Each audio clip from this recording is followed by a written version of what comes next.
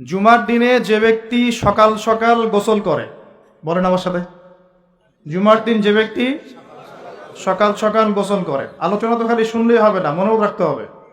এই জন্য আমার সাথে বললে মনে থাকবে ইনশাআল্লাহ। জুমার দিন যে ব্যক্তি সকাল সকাল গোসল করে, উত্তম কাপড় পরিধান করে, উত্তম কাপড় মানে আপনার ভালো কাপড়টা, আপনার সামর্থ্যের সেরাটা, আপনার সামর্থ্যের মধ্যে সেরাটা। এরপরে সুগন্ধি ব্যবহার করে। আতর সুগন্ধি আছে তো বাসায়? যার ঘরে আতর নাই তার ঘরে তো কিছুই নাই। যে সুগন্ধি ভালোবাসে না সে তো নবী সাল্লাল্লাহু আলাইহি ওয়াসাল্লামের সুন্নতের উপর আমল করলো না। আল্লাহর নবী সাল্লাল্লাহু আলাইহি ওয়াসাল্লাম বলছিলেন, এই দুনিয়াতে যা কিছু আছে, পুরা দুনিয়াতে, তার মধ্যে আমার তিনটা জিনিস পছন্দ। কয়টা ভাই? এক নাম্বার সলাহ, এক নাম্বার নামাজ। এটা আমার চোখের শীতলতা। নামাজে দাঁড়ালে আমার হৃদয় শান্ত হয়, চোখ ঠান্ডা হয়ে যায়। এটা নবী সাল্লাল্লাহু আলাইহি ওয়াসাল্লামের পছন্দের। ওইটাই এখন উম্মত আদায় করে না, তো সেই উম্মত মাইর খাবে না তো কে মাইর খাবে? কথা বলেন। যে উম্মত নামাজ পড়ে না সেই উম্মত মাইর খাবে না তো কে মাইর খাবে? ওইদিকে পড়ে আসছে, আগে হাদিসটা বলে নে। 2 নাম্বার, এই পুরা দুনিয়ার মধ্যে আমার পছন্দ হচ্ছে সুগন্ধি। কি পছন্দ? সুগন্ধি। 10টা টাকা যদি আর্ন করেন 1 টাকার সুগন্ধি কিনেন, সুন্নত। সুগন্ধি সাথে রাখতে হয়, ব্যবহার করতে হয়, মনটাও ভালো থাকবে। আর সুগন্ধি বেশি ইউজ করলে রোগ ব্যাধিও কম হয়, কারণ রোগ ব্যাধি মনের সাথে সম্পৃক্ত। দুর্গন্ধময় জায়গায় থাকলে আপনার রোগ ব্যাধি বেশি হবে। এই জন্য পরিষ্কার পরিচ্ছন্ন থাকতে হবে, একদম টিপটাপ পরিপাটি। এটা হলো মুসলমানদের চরিত্র। আল্লাহ পাক তৌফিক দান করুন। 3 নাম্বার হচ্ছে স্ত্রী। 3 নাম্বার কি? স্ত্রী। স্ত্রীরা আমার পছন্দ। নবী সাল্লাল্লাহু আলাইহি ওয়াসাল্লামের এই 3টা জিনিস পৃথিবীতে পছন্দ ছিল, পুরা দুনিয়ার সবকিছুর মধ্যে। এখান থেকে বললাম, জুমার দিনে যে ব্যক্তি সকাল সকাল গোসল করে, উত্তম কাপড় পরিধান করে, আতর খুশবু ব্যবহার করে, বাহনে চড়ে নয়, পায়ে হেঁটে মসজিদে যায়। কিসে করে? পায়ে হেঁটে মসজিদে যায় এবং খতিব, ইমাম সাহেব খতিবের কাছাকাছি বসে। দূরে দূরে নয়, যতটা পারে কাছে বসে। আর এই কাছে বসতে গিয়ে মানুষের ঘাড় ডিঙানো যাবে না। যদি আপনার আগে কেউ চলে যায় তার ঘাড় ডিঙানো যাবে না, এটা অন্যায়। যদি আপনার আগে চলে যায় তাহলে সে আগে বসার অধিকার রাখে। তো ঘাড় না ডিঙিয়েই যদি যাওয়া যায়, যতটা সামনে যাওয়া যায়, ইমামের কাছাকাছি বসে। এরপর ইমাম সাহেব খুতবা শুরু করলে মনোযোগ দিয়ে খুতবা শোনে। ইমাম সাহেব খুতবা শুরু করলে দিলের কান দিয়ে মনোযোগ দিয়ে খুতবা শোনে। খুতবা চলাকালীন কাউকে ডিস্টার্ব করে না, কাউকে কষ্ট দেয় না। মোবাইল টিপার তো প্রশ্নই ওঠে না, কাউকে কষ্টও দেয় না। এবং ইমামের সাথে নামাজ আদায় করে। কয়টা কাজ বললাম? আমার সাথে করেন। সকাল সকাল গোসল করে, তারপরে উত্তম কাপড় পরিধান করে, তারপরে আতর খুশবু ব্যবহার করে, পায়ে হেঁটে মসজিদে আসে এবং ইমামের কাছাকাছি বসে ইমামের সাথে নামাজ শেষ করে। এই কাজগুলো যে ব্যক্তি করবে, সে ব্যক্তির আমল নামায়, ভালো করে শোনেন, সেই ব্যক্তির আমল নামায় ওই যে বাড়ির থেকে বের হয়ে প্রত্যেক পা হেঁটে হেঁটে গিয়েছে না, এক একটা পদক্ষেপের বিনিময়ে আল্লাহ পাক 1 বছরের নফল রোজা, 1 বছরের নফল নামাজের নেকি দিবেন। এই হাদিসটাকে আগে জানতেন? আলহামদুলিল্লাহ, একটা হাদিস শোনাতে পারলাম যা আপনারা জানতেন না।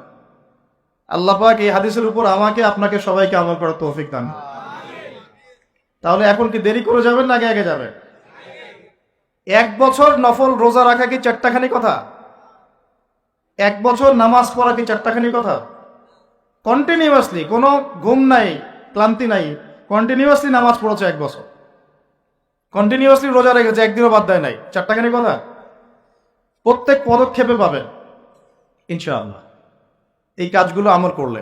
আরেকটা হাদিসে আসছে যে সবার আগে মসজিদে ঢুকবে সে একটা উট কুরবানির নেকি পাবে।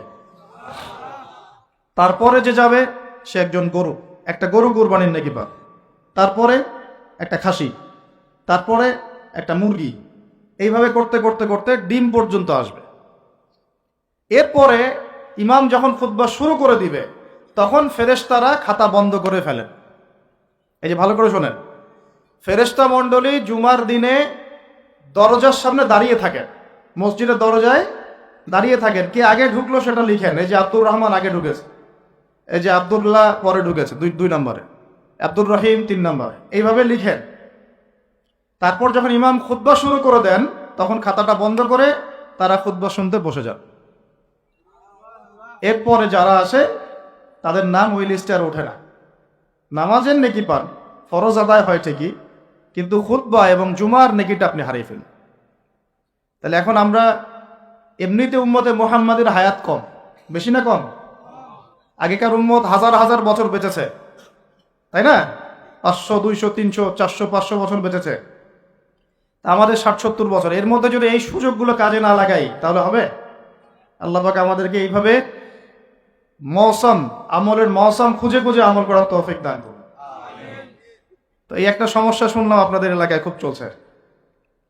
আরো দু একটা আমল বলে দেই, তারপরে মূল আলোচনা যাচ্ছি। প্রতিদিন আমরা একটা করে হজ আর একটা করে উমরা করতে পারি। প্রতিদিন একটা করে হজ, একটা করে উমরা করা সম্ভব। বলতে পারেন ভাই কিভাবে? এই হাদিসটা শুনে। আল্লাহর নবী মুহাম্মদ সাল্লাল্লাহু আলাইহি ওয়াসাল্লাম বলেছেন, আমি এবার সবগুলো বলতে গেলে অনেক সময় যাবে, খুব সংক্ষিপ্ত করে বলছি। যে ব্যক্তি ফজরের নামাজ জামাতের সাথে পড়ে, বলেন আমার সাথে, যে ব্যক্তি ফজরের নামাজ জামাতের সাথে পড়ে, এরপর সালাম ফিরানোর পরে ওই জায়গায় বসে থাকে, সালাম ফিরানোর পর ওখানেই বসে থাকে, বসে বসে আল্লাহ পাকের জিকির আজগার তাসবিহ তাহলিল করতে থাকে। ধরেন আপনি আয়াতুল কুরসি পড়লেন, 3 কুল পড়লেন, ঠিক আছে, আপনি সুবহানাল্লাহ পড়ছেন, আলহামদুলিল্লাহ পড়ছেন, আল্লাহু আকবার পড়ছেন, মানে যেগুলো জিকির আজগার, মাসনুন জিকির আজগার, যেগুলো অথেন্টিক প্রমাণিত। প্রয়োজনে বসে কোরআন তেলাওয়াত করলেন, কিছুক্ষণ আল্লাহর কাছে দোয়া করলেন, এভাবেও হতে পারে। এভাবে করার পর সূর্য উঠে গেল। ধরেন জামাত আপনাদের এখানে কয়টায় হয়? হ্যাঁ, 5:50 বা 55 এরকম না? সূর্যোদয় তো হচ্ছে এখন প্রায় 6:30 কি 40-এর দিকে।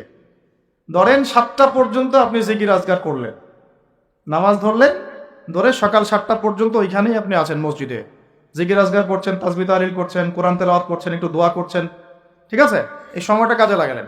সূর্য উঠে গেল, ওঠার পরে আপনি মাত্র 2 রাকাত নামাজ পড়লেন। এই নামাজটাকে বলে ইশরাকের নামাজ। কিসের নামাজ? ইশরাক।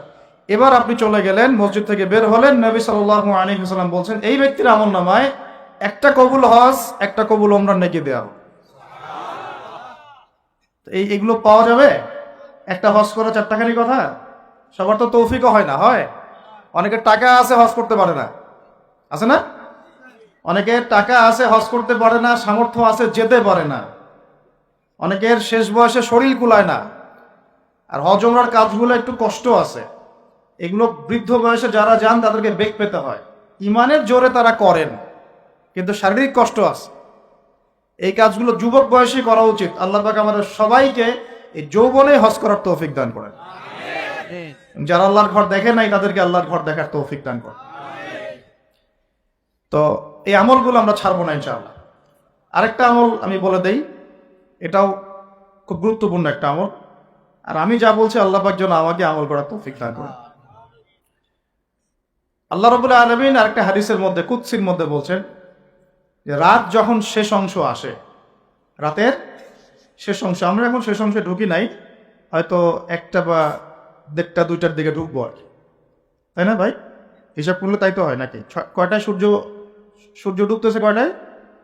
5:15-তে। তো 5:30 যদি ধরি তাহলে 5টা থেকে 10টা, 10টা থেকে 2টা, 2টা আর এটা রাতের শেষ অংশে। আল্লাহ পাক বলছেন রাতের শেষ অংশে আল্লাহ রাব্বুল আলামিন প্রথম আসমানে নেমে আসেন। কিভাবে আল্লাহ নেমে আসেন এটা ব্যাখ্যা করার দরকার নাই, এবং বান্দাদের প্রতি আহ্বান করতে থাকেন, ফজর পর্যন্ত আহ্বান করতে থাকেন কন্টিনিউয়াসলি। কে আছো, কে আছো আমার কাছে ক্ষমা চাইবে, আমি ক্ষমা করে দেব। কে আছো আমার কাছে দোয়া করবে, আমি দোয়া কবুল করব। কে আছো আমার কাছে চাইবা, যা চাবা আমি তাই দিব। কে আছো অসুস্থ, শেফা চাবা, শেফা দিব। মানে কে আছো আমাকে ডাকবে, আমি তোমার ডাকে সাড়া দিই। কখন বলেন এটা?